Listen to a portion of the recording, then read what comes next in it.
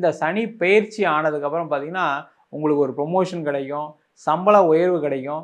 நீங்கள் தான் இதெல்லாம் செஞ்சீங்க, உங்களால் தான் இந்த கம்பெனி இவ்வளோ ப்ராஃபிட்டில் இருக்குதுன்னு அவங்களே வாயால் சொல்லி உங்களை மற்றவங்ககிட்ட பாராட்டும் போது, இத்தனை நாளில் நீங்களாம் எங்கேப்பா இருந்தீங்க, என்னை எதுவுமே கண்டுக்காமல் இருந்தீங்க, இப்போ எப்படி திடீர்னு என்னை பற்றி தெரிய வந்துச்சுன்ற ஒரு சிந்தனை உங்களுக்கு வரக்கூடிய ஒரு வருஷமாக 2025ஆம் ஆண்டு சனி பெயர்ச்சி பலன்கள் இருக்க போகுது.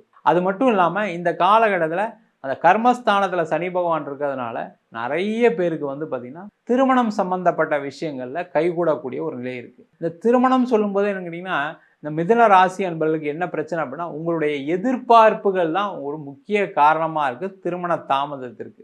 அந்த எதிர்பார்ப்பு எல்லாருக்குமே இருக்குது. ஒரு வரன் தேடும்போது ஒரு ஆணுக்கு பெண் எதிர்பார்ப்பு இருக்காதா? ஒரு பெண்ணுக்கு ஒரு ஆண் இப்படி தான் இருக்கணும்னு எதிர்பார்ப்பு இருக்காதுன்னு கேட்டால் கண்டிப்பாக இருக்கும். ஆனால் நீங்கள் என்ன நினைக்கிறீங்க? உங்களை மாதிரி வேகமாக, விவேகமாக, அறிவுள்ளவராக எல்லா குவாலிட்டிஸும் வேணும்னு நினைக்கிறேன்.